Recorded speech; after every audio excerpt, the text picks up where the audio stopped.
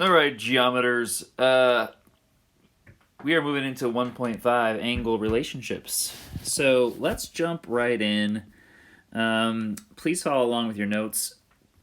So, as always, there is going to be a few vocabulary items that we need to clear up before we get into working some problems here. So let's just look at a couple of these. These are also in your textbook, or you can pause the video here and get them out of here. But adjacent angles. So two angles that lie on the same plane and have a common vertex and a common side, but no common interior points, are known as adjacent angles. So there's some examples of these here down below. So we see that we have these, two angles here, angle 1 and angle 2 in this first picture.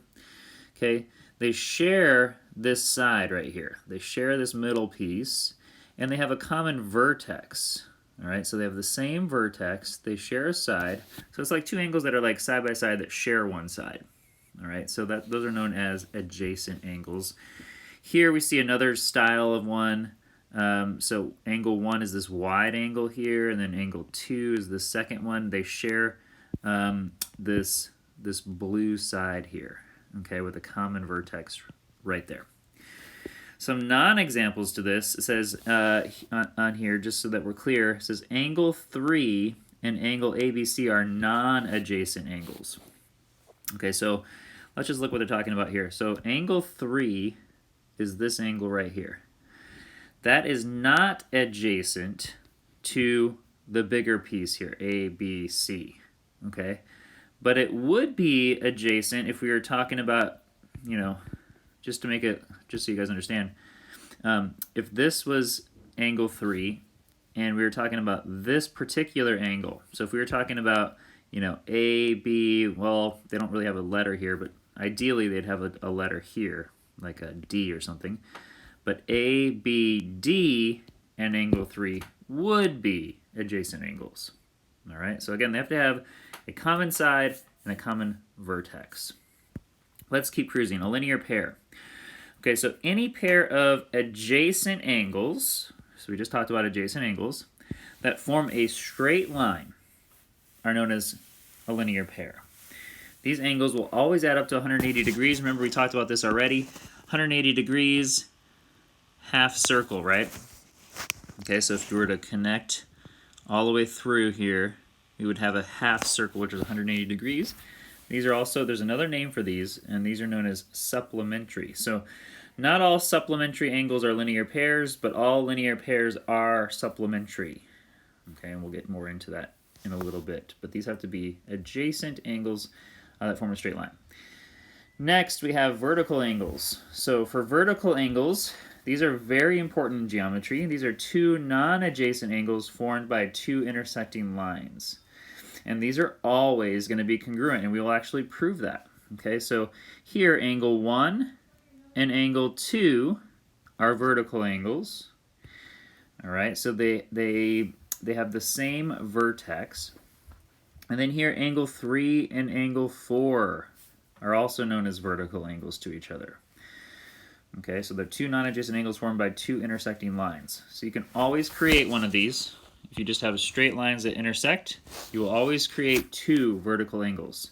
So in this case, the one that I just did here, this guy and this guy are congruent angles.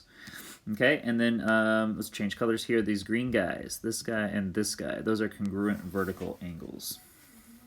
Next, we have complementary angles. These are angles that measure up to 90 degrees. Okay, so anytime we have two angles that add up to 90 degrees, they're known as complementary. All right, so complementary and supplementary get confused a lot in geometry. So one way that you can remember this is 90 comes before 180. Okay, I kind of like to link this to the name. So 90 comes before 180, and so does C in the alphabet for complementary. So 90 complementary. If it's 180 degrees, we talked about that one already. That one's supplementary. Okay, 180 degrees is supplementary, 90 degrees is complementary. So, and here we go, supplementary angles. So supplementary angles. So any two angles that have the sum of 180 degrees, all right, are supplementary angles. Remember that any linear pair, so if there's any line, I'll make that line a little straight. If we have any linear pair, these two angles will always add up to 180 degrees, okay, because they form a half circle. Now, let's get into some examples here. For this one, it says, find the measure of two supplementary angles if the difference in their angles is 18. Okay, so we know if we have two angles, right? One thing that we know is that we'll call them angle 1 and angle 2. Angle 1 plus angle 2 has to equal 180. We know that much. Here we're saying that the difference between them is 18. Okay, so how would I figure that out? Well, if we go to subtract the two angles, we know that that difference has to be a difference of 18. So if I said something about, I know this is the case for sure, and then if I said angle, let's just say angle 1 minus angle 2, we know that that has to equal 18. Okay, so we kind of have this system here. If you think like if you're a person that thinks like, thinks well with systems, you could go ahead and solve for angle 1 and substitute it back in. Let's not get into that right now. We can think of this in multiple ways. Another way to think about this is if we said angle, if we said angle 1 is 180 minus x, and angle 2 would be x, or you can, it could be vice versa.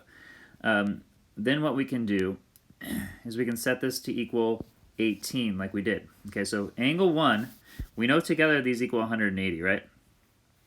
So what I could do here, let's just do this. Let's do this like a system here. So if I were to solve this for angle 1, we have angle 1 would be equal to 180 minus angle 2. If you just subtract angle 2 from both sides. And then if we substitute angle 2, let's just say that this is, angle 2, that just looks kind of funny when we're using algebra here. Let's just say that that's x. Okay, so now we know that angle 1 is equal to 180 degrees minus x. Okay, so I can substitute that in here. All right, so we can say that this is 180 minus x, where x is the unknown angle. Okay, and then angle 2 would have to be that same value of x. Okay, so angle 2, we can also say is x, is equal to 18. Now we have our equation set up. We can just simplify it now. So we have 180 minus 2x is equal to 18. Okay, we can subtract 180 from both sides. And what we're left with is negative 2x is equal to negative 162. And just like our work shows here, x comes out to 81. All right, hopefully that wasn't too confusing. We'll do a few more of those in class. Example 2 says, find the measure of two complementary angles if the measure of the larger angle is 12 more than twice the measure of the smaller angle. All right, so complementary, first things first, we need to know what that means. That means adds up to 90. Right? 90 degrees total for the two angles. So here's what we do. We know that angle 1 plus angle 2 has to equal 90 degrees. Okay, that's our first thing that we must abide by. The second thing says if the measure of the larger angle is 12 more than twice. So we'll say angle 1 is the larger angle. Okay, so the measure of angle 1 is 12 larger than twice the measure of the smaller. So angle 2 will be our smaller. Okay, so it'll be equal to 2 times angle 2. I'm going to say angle 2 is worth x, just for fun here. So we'll say 2 times angle 2, which is 2x plus 12. So angle 1 is equal to 2x plus 12. And we'll just say that angle 2 is x, right? So angle 2 is equal to x. Okay, so together, they must add up to 90. So let's plug them back in. So we have 2x plus 12 plus x equals 90. And now it's just a matter of solving. Okay, so let's subtract 12 from both sides. And if we do that, we get 78 here is equal to 3x. All right.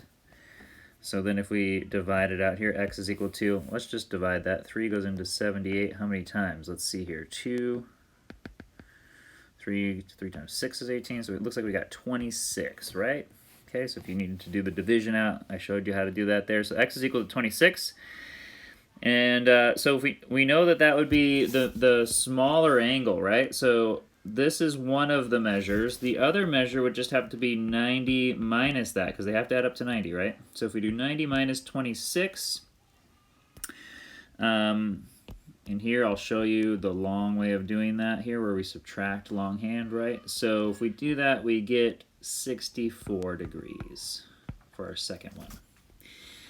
So that's all for this one. Example 2 continued here. Looks like I just showed you how to do this algebraically, so I'm going to cruise through. Okay, we got a couple more examples, you guys, and that's it for this one. So perpendicular lines intersect to form 4 right angles. So any perpendicular line, remember that, you know, if two lines intersect at a 90, then this is a 90, this is a 90, this is a 90. Okay, so we create 4 right angles whenever we have perpendicular lines. And they're congruent adjacent angles because they're all 90. Okay, and then the right angle symbols are generally used to show you that an angle is right. So usually they only use one right angle symbol, like that. But we know that if these are perpendicular, that all of these will be right angles. Okay. The symbol for perpendicular lines looks like this. It's an upside down T. That represents that it's perpendicular. And I really encourage you to learn that symbol instead of writing out perpendicular every time. Okay, so make sure you get that in your notes. And let's move to example 3. So suppose that the measure of angle D, that little m, by the way, means measure of angle D, is 3x minus 12. Find x so that angle D is a right angle. Okay, so they're saying angle D, if it's a right angle, would have to be equal to 90 degrees. So we're just going to substitute 90 degrees. 90 is equal to 3x minus 12. Okay, if I add 12 to both sides, I can solve for x here. 3x is equal to 102. Okay, if you needed to do that longhand, I could do that for you here. We could divide both sides by 3. Okay, 3 goes into 102. We got 3 times. Bring that 2 down to make a 12. We get 4, right? 3 goes into 12 4 times, so we got 34. X is equal to 34. And that's all they want. They want to find x so that it's a right angle, and that's what we would do. The final thing we're working on here is example 4, which says our angles GHL, I like to always trace them, and LHJ, let's change colors. LHJ, that's this guy. Okay. It says, are those two angles supplementary? Are they equal to 180? So let's look at them here. If we were to look at this angle here and this angle here, do they form a straight line 180 degrees? Okay, so if you look at that, it looks like GHJ there is definitely a straight line. So since that is a straight line, we can say that yes, they are supplementary because they form they're a linear pair, right? Okay, so that's example 4, part A. Let's look at example 4, part B really quick. It says, so let me just clear these for you guys so we can draw this out again. Draw on this again. Here we go. It says our GHM, this guy, and MHK adjacent angles. So MHK. Well, let's go back to our definition of adjacent angles. Do they share a common vertex? Looks like they do. And do they share a common side? Yes, the red and the blue mix right there on MH. So these would be considered adjacent angles. Okay, so they share a common side and a common vertex. On your homework, they're probably going to have you tell why this is the case. Why do you think they are adjacent angles? So you'd say, yes, I think they are because they have a common endpoint and they have a common side. That's it, you guys. For the homework, don't worry about this homework. I'm going to give you a homework sheet that you can work on, and we'll catch you guys next time.